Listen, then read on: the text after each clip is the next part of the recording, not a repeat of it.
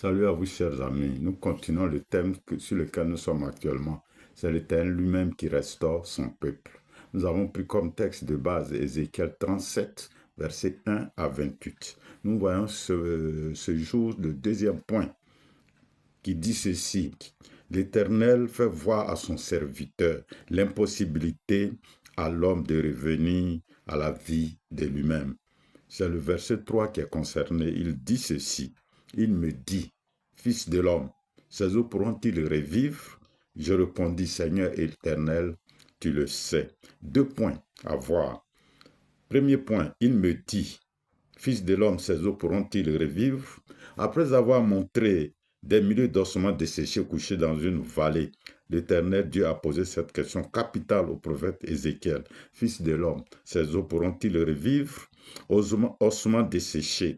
Il symbolise l'état physique et spirituel de Judas, au temps d'Ézéchiel, mais aussi de Daniel. Ces eaux desséchées représentent l'état spirituel désastreux des hommes après la chute d'Adam. Tous les hommes sont morts dans leurs péchés devant Dieu. Éphésiens chapitre 2, le verset 1. Fils de l'homme. Cette expression désigne dans les Écritures l'être humain en général. Ézéchiel est appelé fils de l'homme à 92 fois dans son livre pour exprimer son humanité, mais aussi l'opposition des hommes contre son ministère.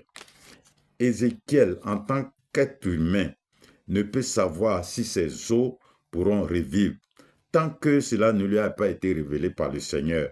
1 Corinthiens 2, versets 6 à 15. En plus de cela, l'homme n'a en lui-même aucune capacité de faire revivre ses os. C'est pour cela qu'il est écrit. Jésus les regarda et leur dit, aux hommes, cela est impossible, mais à Dieu, tout est possible. Matthieu 19, verset 26. Deuxième sous-point, je répondis, Seigneur éternel, tu le sais. 2 enseignements à tirer.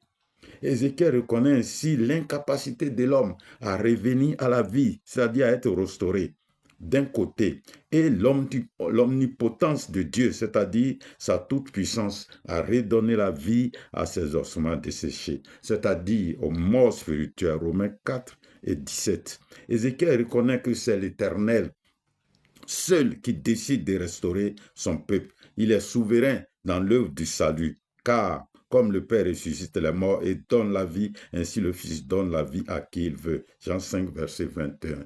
Chers amis, le salut vient de Dieu. Le salut est l'œuvre de Dieu en l'homme.